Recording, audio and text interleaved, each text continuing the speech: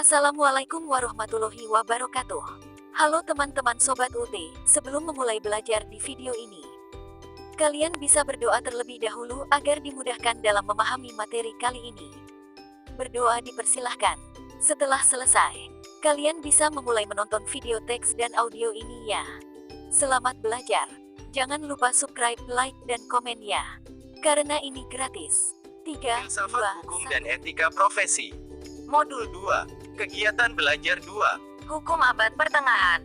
Setelah mengalami perkembangan pemikiran yang bebas didasarkan pada rasio dan idealisme, kemudian pada zaman abad pertengahan ini dikembalikan pada hukum Yunan yang sejatinya memberikan pembatasan bahwa manusia hanya merumuskan hukum yang bersumber dari Tuhan. Pemikiran mengenai hukum sebelum abad pertengahan telah diuraikan di atas dengan jelas. Sekarang masuk dalam perkembangan hukum abad pertengahan. Pada abad ini, perkembangan filsafat hukum lebih melibatkan hukum Luhan. Sejatinya, pemikiran-pemikiran yang digagas oleh para tokoh terdahulu itu bersumber pada kalamullah, bersumber pada Tuhan, sehingga pemikiran yang muncul itu didasarkan juga pada agama.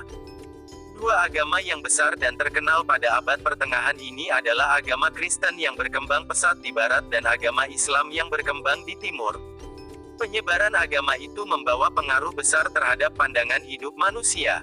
Semua hukum yang ada itu sebenarnya didasarkan pada hukum Tuhan. Manusia hanya melaksanakannya semata-mata dengan niat beribadah. Untuk lebih lanjutnya, akan diuraikan dalam bahasan di bawah ini. A. Filsafat Barat. 1. Sejarah abad pertengahan. Abad pertengahan, abad ke-5-15 ditandai penyebaran agama-agama besar, yaitu agama Kristiani dan Islam. Agama Kristiani yang telah berkembang pada abad-abad pertama Masehi lebih berkembang sejak dijatuhkannya Kekaisaran Romawi oleh bangsa-bangsa baru. Sejak saat itu, agama Kristiani disebarkan di seluruh Eropa dan agama Islam disebarkan di Timur Tengah kecuali di Kekaisaran Romawi Timur, Bizantium yang bertahan sampai 1453, kemudian juga di Afrika Utara dan Eropa Selatan sejak abad ke-7 Masehi 622. Penyebaran agama itu sangat berpengaruh terhadap seluruh pandangan hidup bangsa-bangsa itu, termasuk juga perkembangan hukum. Menurut L. Bender, tolok ukur segala pikiran orang pada abad pertengahan adalah kepercayaan bahwa aturan semesta alam telah ditetapkan oleh Allah Sang Pencipta. Sesuai dengan kepercayaan itu, hukum dipandang sebagai aturan yang berasal dari Allah. Oleh karena itu, dalam bentuk hukum positif manusia sebenarnya banyak ikut mengatur hidup. Hukum yang ditetapkannya harus dicocokkan dengan aturan yang telah ada, yaitu dalam ketentuan-ketentuan agama. Selayaknya, hukum itu disebut bersifat ideal, mendapat akarnya dalam ideal hidup sebagaimana disampaikan dalam agama, Lili Rasjidi, 1998-96-129. Maka itu, akar sumber hukum yang berkembang saat itu adalah agama yang telah mempunyai hukum sebelum hukum yang diciptakan manusia itu berkembang. Para tokoh Kristiani cenderung mempertahankan hukum alam sebagai norma hukum. Akan tetapi, bukan lagi karena itulah alam, melainkan alam itu ciptaan Tuhan. Menurut Thomas Aquinas, aturan alam tidak lain dari partisipasi, pengambil bagian aturan abadi, lex aeterna, yang ada pada Tuhan sendiri. Sementara itu, tokoh Islam mengartikan agama merupakan pengakuan manusia untuk bersikap pasrah kepada sesuatu yang lebih tinggi, lebih agung, dan lebih kuat dari mereka yang bersifat transendental. Telah menjadi fitrah manusia untuk memuja dan sikap pasrah kepada sesuatu yang diagung-agungkan untuk dijadikan sebagai Tuhannya. Oleh karena Tuhan telah menetapkan hukum-hukumnya bagi manusia, tiada lain sebagai konsekuensi dari kepasrahan tersebut, manusia harus taat pada hukum-hukum tersebut. Maka itu, fitrah di sini berarti pembebasan manusia dari keterjajahan terhadap kemauan jasmaninya yang serba tidak terbatas pada kemauan rohani yang mendekat pada Tuhan. Pemikiran tentang arti dan nilai hukum alam akan mewarnai debat-debat para pemikir tentang hukum pada abad-abad berikutnya. Mersutixno, 1998-19-28. Pemikiran-pemikiran para tokoh abad pertengahan akan dibahas lebih lanjut di bawah ini. A. Agustinus. Agustinus hidup pada tahun 354.430. Lah seorang Kristen. Dalam bukunya Pengakuan, Agustinus menulis riwayat hidupnya sendiri yang mengisahkan bagaimana ia hidup dalam keadaan dualisme, masa peralihan dari peradaban yang satu ke peradaban yang lain. Pada waktu hidupnya, ia mengalami masa kebobrokan masyarakat yang disebabkan banyaknya pertentangan-pertentangan yang timbul, terutama pertentangan antara orang-orang yang menganut agama Kristen Tuhan Yang Maha Agung dan penyembahan kepada berhala. Selain itu, adanya peristiwa maha penting terjadi pada tahun 410, yaitu seorang raja dari kaum Gord Barat yang bernama Alaric mengepung kota Roma, kemudian menyerbu dan mengadakan perampasan-perampasan. Terhadap peristiwa ini, terdapat sejumlah pendapat yang saling bertentangan. Sementara itu, orang berpendapat bahwa karena Alaric sendiri orang Arya yang menganut agama Kristen, atas para penyembah berhala, suatu hukuman terhadap kaum pagan, kaum yang tidak beragama.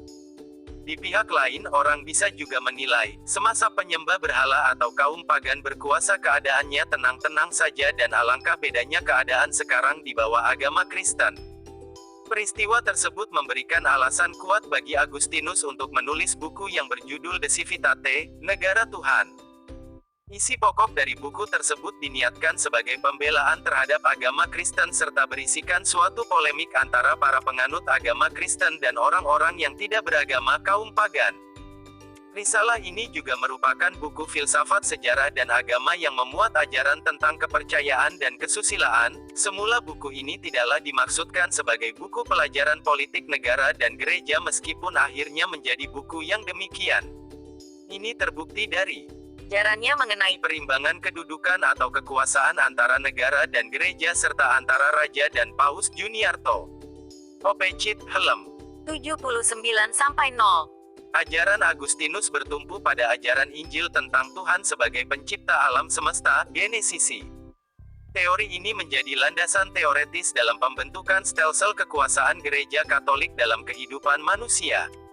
Stelsel itulah yang kemudian menjadi sendi kehidupan sosial, budaya politik, dan hukum. Pada awalnya, ia meletakkan landasan paradigma yang pluralistis, ternyata dalam pelaksanaannya justru kembali ke pemikiran monistis sebab kebenaran yang diajarkannya adalah kebenaran tunggal, yaitu kebenaran hanya pada gereja Katolik semata yang bersumber pada Injil. Sementara itu, sejak zaman Sokrates, orang sudah keluar dari pandangan yang demikian itu dan berpangkal pada akal atau rasio. Doktrin Set. Agustinus adalah kebenaran hanya ada di dalam ajaran gereja, di luar gereja tidak ada keberatan. Artinya, ajaran yang bersumber pada rasio adalah tidak benar. Kebenaran bersumber pada keyakinan atau iman. Iman adalah sumber segala-galanya.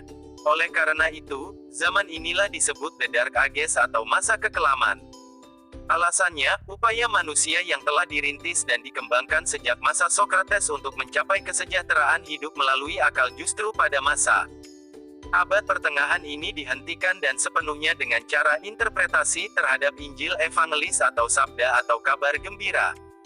Kebenaran ilmu pengetahuan dan teknologi yang bersumber pada akal dihentikan serta kembali ke mitos dan irasionalitas. Kata Agustinus, kepercayaan adalah jalan pengetahuan. Teori Agustinus ini menjadi sumber hukum canonika atau hukum gereja Katolik Roma. Karena itu, kebenaran itu menjadi monopoli gereja Katolik yang berada di tangan kaum kerus pejabat gereja. Dominikus Rato, 2011 banding 232.233. Menurut Agustinus, hukum abadi ada pada budi Tuhan. Tuhan mempunyai ide-ide abadi yang merupakan contoh bagi segala sesuatu yang ada dalam dunia nyata. Oleh karena itu, hukum ini juga disebut sebagai hukum alam yang mempunyai prinsip, jangan berbuat kepada orang lain apa yang engkau tidak inginkan berbuat kepadamu. Dalam prinsip ini, tampak adanya rasa keadilan. Tidak begitu banyak yang dirumuskan oleh Agustinus dalam hal hukum karena dia lebih banyak menjelaskan peribal negara. B. Thomas Aquinas. Thomas Aquinas hidup pada tahun-tahun 1225 sampai tahun 1274. Telah dilahirkan di Aquino, yaitu sebuah desa di antara Roccasecca dan Napoli, Italia. Telah berasal dari sebuah keluarga besar dan aristokratik. Pada usia 5 tahun, ia dikirim oleh ayahnya untuk sekolah di sebuah lembaga pendidikan di bawah asuhan para rahib Katolik, pastor atau imam, Nento Benediktan pengikut Set. Benedictus dari Monte Cassino, telah tinggal di biara Tahun 1200, 9, ia kuliah di Universitas Napoli, Italia. Di Napoli, ia akrab dengan para rahib, para biara petapa, St. Dominikon dan pada tahun 1244 ia masuk biara Dominikon. Sas pada tahun 1244 pimpinan Ordo Dominikon mengirimnya untuk belajar tahun teologi di Paris kemudian ke Kristendon, dan di Kolon. Antara tahun-tahun 1248 sampai minus 1252, ia belajar di bawah bimbingan Albertus Agung, seorang teolog kenamaan saat itu. pada tahun-tahun 1252 sampai tahun 1256 ia kembali ke Universitas Paris untuk Menyempurnakan studi filsafat teologinya. Selama 10 tahun, ia mengajar di berbagai perguruan tinggi, seperti Orvieto, Roma, dan Viterbo. tahun 1269. 9, ia dipanggil kembali ke Paris untuk menjadi guru besar teologi di Universitas Paris. Tahun 1274 ia Diminta untuk mendirikan sekolah tinggi teologi di Napoli dan menjadi guru besar di situ hingga akhir hayatnya pada tanggal 7 Maret tahun 1274 dalam usia 49 tahun. Thomas Aquinas terkenal dengan ajarannya tentang metode solastika. Inti ajarannya adalah skolatisisme yang menjadi ciri khas pendidikan abad pertengahan, terutama yang dibina oleh para rahib petapa Katolik. ciri khasnya Adalah kebebasan dari para guru di sekolah-sekolah untuk mengekspresikan sudut pandangnya sendiri-sendiri. Akan tetapi, masih terdapat unsur-unsur universal yang merajut benang merah antar pendidik di sekolah-sekolah itu. Di tingkat perguruan tinggi, diberi sebuah landasan baku yang disebut leksio kuliah, yaitu membaca dan membeberkan isi sebuah teks yang ditugaskan oleh lektor dosennya. Dengan demikian, unsur utama dalam metode ini mengedepankan teknik hermeneutika, penafsiran, yaitu membaca sebuah teks harus sesuai dengan maksud pengarangnya, yaitu memahami multiplikasi makna kata-kata dan kekayaan terminologi yang terdapat dalam teks itu. Suasana leksio ini menimbulkan gambaran objektivitas metodik yang mendalam terhadap autentisitas autentik gagasan para pemikir, yaitu pengarangnya. Metode pembelajaran seperti ini disebut disputatio yang berarti penggunaan debat dialektis tentang persoalan-persoalan yang ditemukan dalam teks. Metode ini melahirkan sikap kritis dalam perdebatan antara yang pro petik terbalik dan yang asteris kontra. Metode ini melahirkan cara berpikir dan sikap kritis, sehat, objektif, dan otonom. Sumaryono, 2002, dan Dominikus Rato, IBIT 239. Gagasan pemikirannya termaktub dalam bukunya, De Regimen Principium ad Regem Cipri, tentang hukum tata negara dan pemerintahan, yang bertutur iwal pemerintahan raja-raja. Demikian pula dalam Summa Theologica, teologi yang utama, yang berisi pelajaran tentang ketuhanan, John Gillison dan Fritz Gorley, 2007. Pemikiran dan ajaran Thomas Aquinas banyak dipengaruhi oleh ajaran Aristoteles meskipun rentang jarak hidupnya kurang lebih 17 abad. Aristoteles hidup pada abad 4 SM. Sedangkan Thomas Aquinas hidup pada abad 13. Ajaran filsafat Thomas Aquinas bersifat finalistis yang mengandung arti bahwa apa yang menjadi tujuannya itu dikemukakan terlebih dahulu, kemudian diusahakan supaya tujuan itu dapat tercapai. dalam karya-karyanya. Thomas Aquinas mempersatukan alam dan akal dalam satu sistem kosmos yang harmonis dan yang lahir dalam bentuk sindresis. Dengan berpegang pada ajaran Agustinus, Thomas Aquinas menyebutnya tertib kosmos itu sebagai lex aeterna, hukum abadi, yang berlaku secara nyata dalam kognisi oleh akal manusia manakala ditafsirkan sebagai lex naturalis. Lex aeterna ini dalam pengertiannya yang pokok disetarakan dengan akal yang digunakan Tuhan dalam penciptaan alam semesta. Aktualisasi lanjutannya untuk keseimbangan alam diturunkan dalam bentuk hukum alam atau hukum kodrat atau lex naturalis. Hukum alam ini merupakan pantulan akal lahi, yang terdapat dalam setiap ciptaan sebagaimana dimanifestasikan atau diaktualisasikan dalam berbagai kecenderungan setiap ciptaan untuk mencari dan menemukan kebaikannya sendiri dan menghindari kejahatan. Kaidah dasar lex naturalis disebut sindresis yang berbunyi lakukanlah yang baik dan hindarilah yang jahat. Sindresis dalam ajaran Thomas Aquinas merupakan dasar dari kerangka pikir moral hukum. Dalam kerangka teori hukum alam itu berarti keharusan untuk berbuat sesuai dengan rasio atau akal budi. Namun, lebih jauh dari Agustinus, Aquinas menjelaskan bahwa sindresis sebagai kaidah dasar dari lex naturalis itu diterapkan secara konkret dalam perbuatan manusia sebagai lex humana, hukum manusia. Lex humana sekaligus merupakan aktualisasi dari rasa keadilan umum atau iustitia legalis, yang merupakan kerangka dasar dari ajaran legalisme sekarang ini.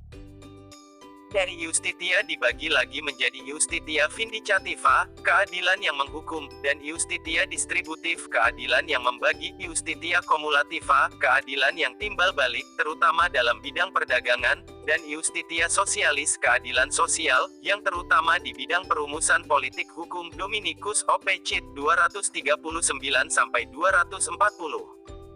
Selanjutnya, Thomas Aquinas memberikan definisi mengenai sumber hukum. Menurutnya, terdapat hukum datang dari wahyu dan hukum dibuat oleh manusia. hukum yang didapat dari wahyu dinamakan hukum ilahi positif.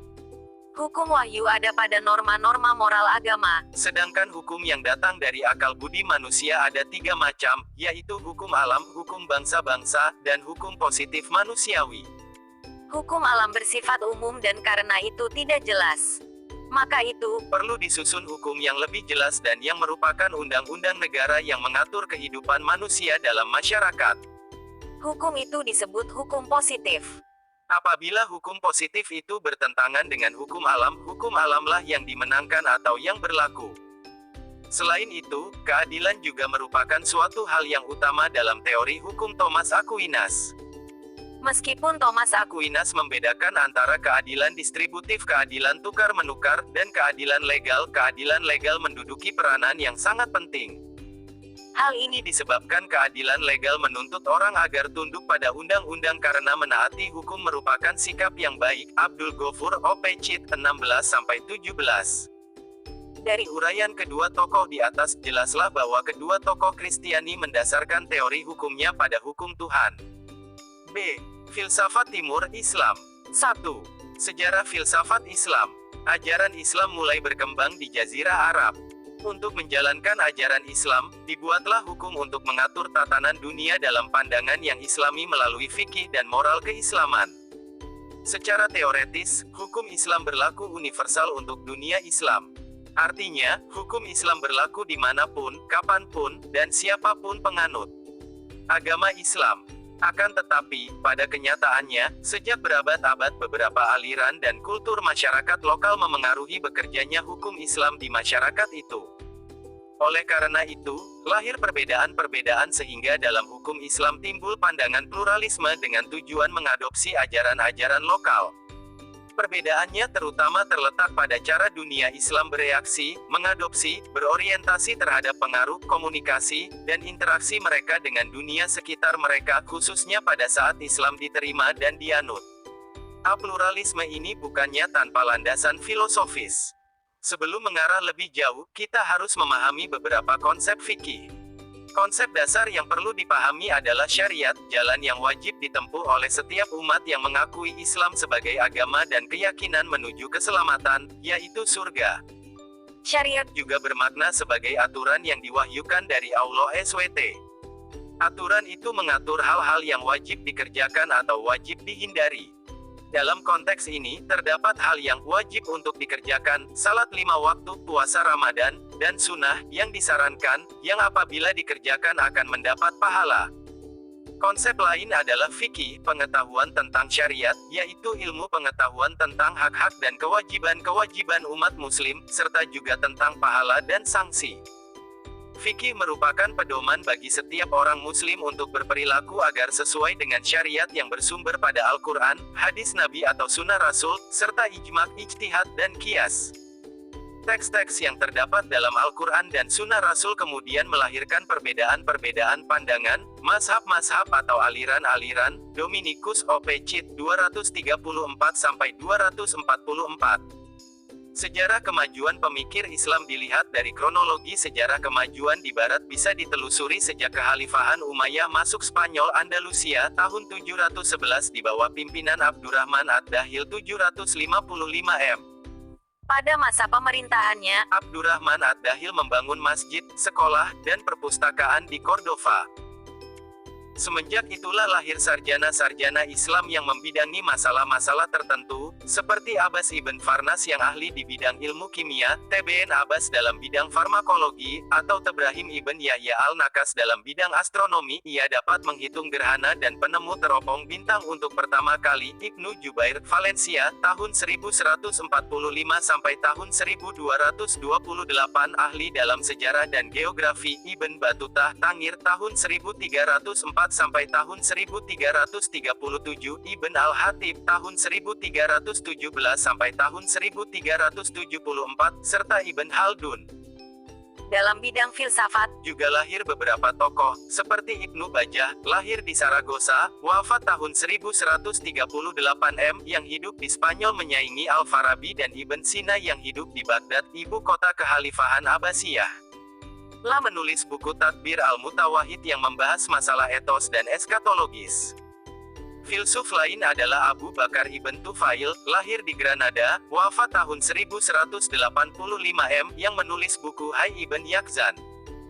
Kemudian, ada Ibn Rushd tahun 1126 sampai -1198, yang merupakan pewaris pemikiran Aristoteles dan menulis buku Bidayah Al-Mujtahid. pada perkembangan selanjutnya, Ibnu Rushd melahirkan aliran filsafat baru di Eropa, Aforisme.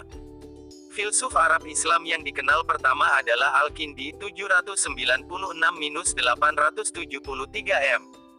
Ia dengan tegas mengatakan bahwa aliran filsafat dan agama tidak ada pertentangan.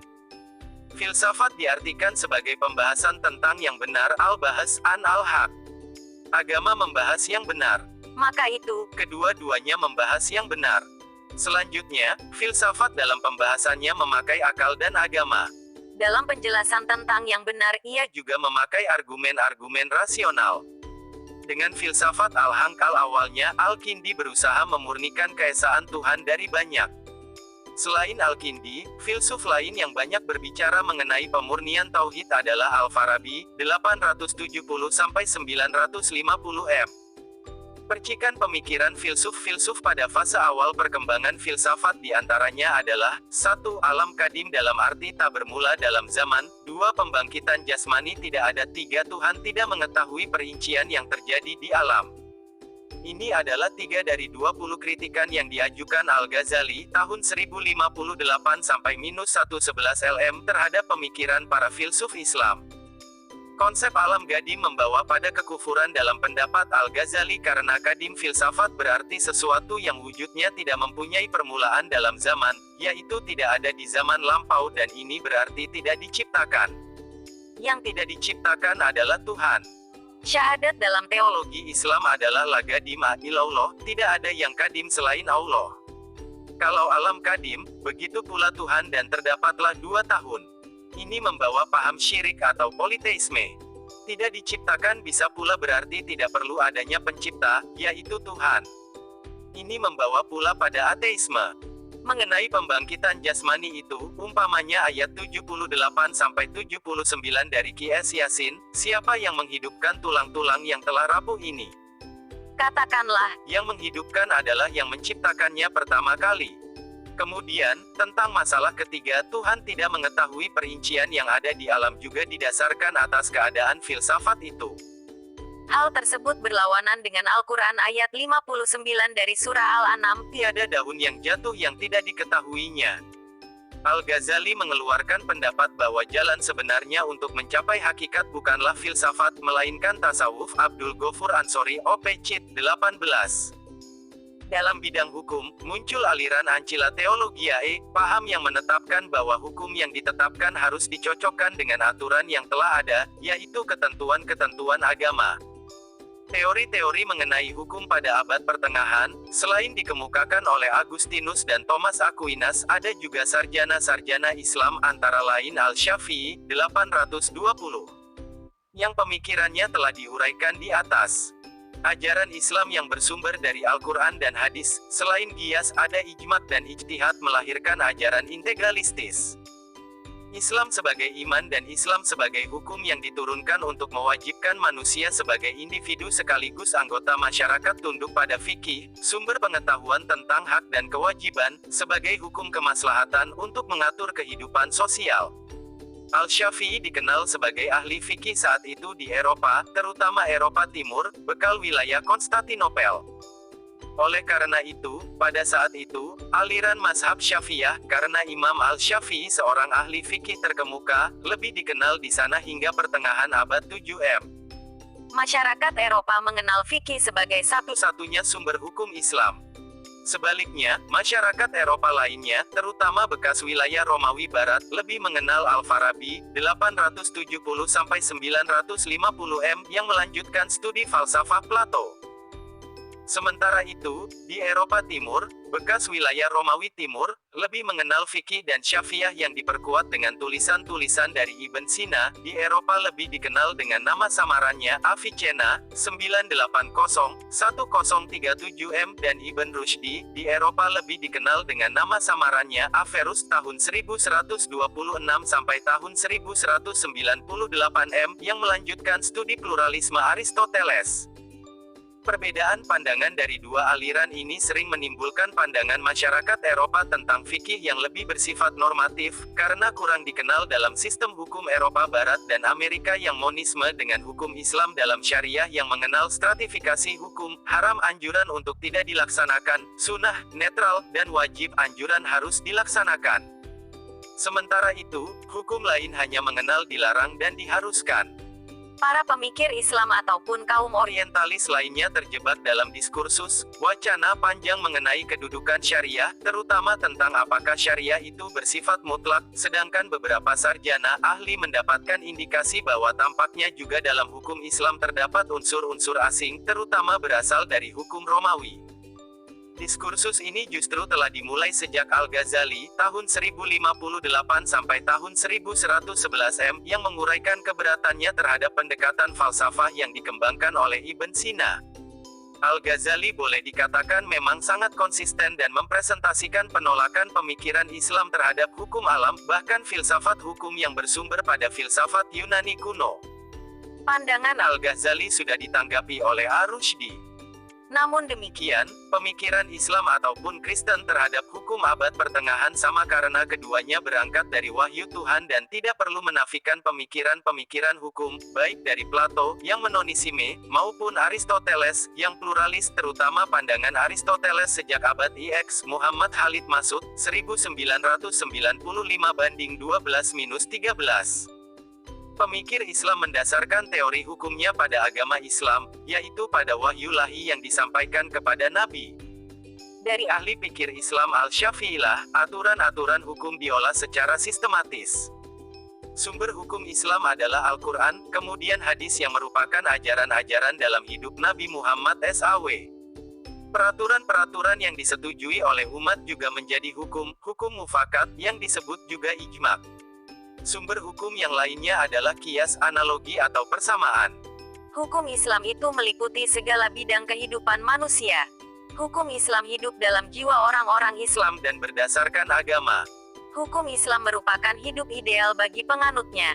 Oleh karena hukum Islam berdasarkan pada Al-Quran, hukum Islam adalah hukum yang mempunyai hubungan dengan Allah, langsung sebagai wahyu. Aturan hukum harus dibuat berdasarkan wahyu, Ibid 12-13.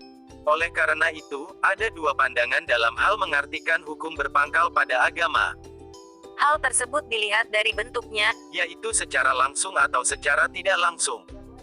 Agama Islam berpandangan bahwa hukum berhubungan dengan wahyu secara langsung, tokohnya diantaranya Al-Syafi'i, sehingga hukum agama Islam dipandang sebagai bagian wahyu, syariah.